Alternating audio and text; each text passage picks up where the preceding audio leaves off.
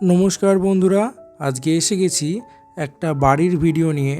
আমি প্রদীপ্ত এবং আপনারা দেখছেন মাইত্রী রিয়েল এস্টেট। আমি বাড়িটির লোকেশান এবং বাড়িটা কতটা জায়গা জুড়ে আছে আর এর এরিয়াটা কতটা সেটা সব কিছুই বলে দেবো। তাই একটাই রিকোয়েস্ট করব, ভিডিওটি প্রথম থেকে শেষ অবধি দেখবেন।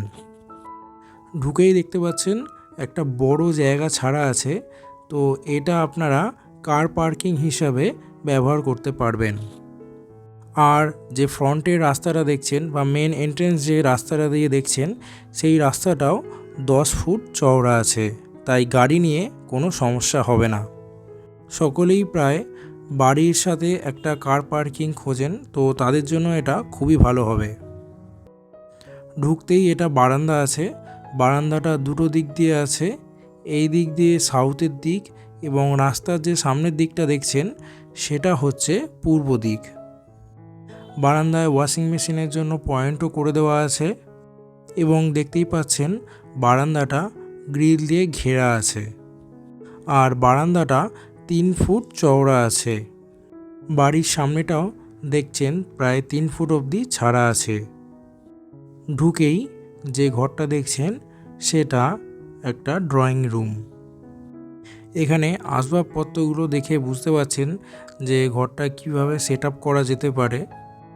এই যে দিকটা দেখছেন এই দিকটা সাউথ। এই ঘরটি প্রায় 10 ফুট বাই 10 ফুটের আছে এবং ড্রয়িং রুম হিসাবে খুবই ভালো। বাড়িটি 3 কাঠা জমির ওপরে প্রায় 1400 স্কোয়ার ফিটের আছে। চলুন এবার প্রথম ঘরটা দেখে নেওয়া যাক। এটা প্রায় 12 ফুট বাই 8 ফুটের আছে এবং এটা স্টাডি রুম বা বাচ্চাদের থাকার জন্য রুম হিসাবে ব্যবহার করা যেতে পারে। এই দিকটা উত্তর পূর্ব। বাকি এই দিকে একটা বেরোনোর রাস্তা করা আছে আর এটা ছাদে যাওয়ার সিঁড়ি। এটা শ্রীরামপুরের বেশ ভালো লোকেশনেই আছে। এটা সতীশচন্দ্র ঘোষ লেনে অবস্থিত। জিটি রোডটা প্রায় পায়ে হাঁটা 5 থেকে 7-8 মিনিট দূরত্বে হবে আর শ্রীরামপুর রেলওয়ে স্টেশনও 15 মিনিট দূরত্বেই আছে। এটা সবথেকে বড় রুম। এটাকে আপনারা মাস্টার বেডরুম হিসাবেও ব্যবহার করতে পারেন। দেখতেই পাচ্ছেন খুব সুন্দরভাবেই রং করা আছে। এটা রিসেল বাড়ি হলেও এটা কিন্তু ভালোভাবে মেনটেনেন্স করা আছে। এই রুমটা প্রায় 16 ফুট বাই 12 ফুটের আছে এবং সাউথের দিকে জানলাও আছে। এর আশেপাশে আপনারা বাজার, দোকান, স্কুল ইত্যাদি সমস্ত কিছুই পায়ে হাঁটা পথে পেয়ে যাবেন। তাছাড়াও দৈনন্দিন জীবনের যে দোকানের প্রয়োজনগুলো আছে সেই সমস্ত দোকানও এর আশেপাশে পেয়ে যাবেন। এটা হচ্ছে ডাইনিং রুম। দেখতেই পাচ্ছেন একটা বিশাল ডাইনিং রুম আছে এবং অনেকেই বড় ডাইনিং রুম পছন্দ করেন, তো তাদের জন্য এটা খুবই ভালো হবে।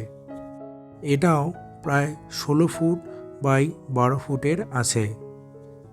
চলুন এবার রান্নাঘরটা দেখে নেওয়া যাক। রান্নাঘরটা 8 ফুট বাই 12 ফুটের আছে। দেখে বুঝতেই পারছেন যে যথেষ্টই বড়। বেশিরভাগ ক্ষেত্রেই রান্নাঘরটা এত বড় হয় না, তো এনারা ভালোভাবে রান্নাঘরটাকে বড় করেই বানিয়েছিলেন।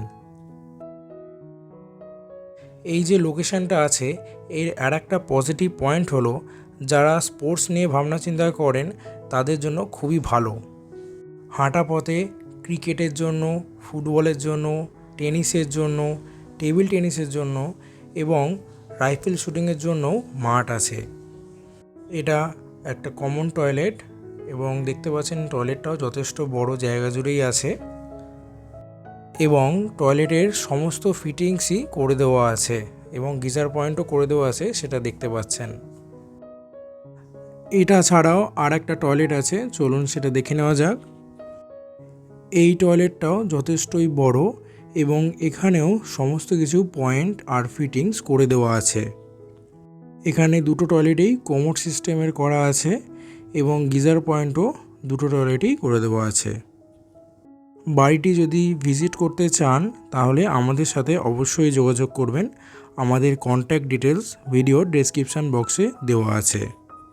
আর এই চ্যানেলে প্রথমবার হলে সাবস্ক্রাইব করতে ভুলবেন না, সাথে বেল আইকনটাও ক্লিক করে দেবেন। নমস্কার, আজকের মতন বিদায়।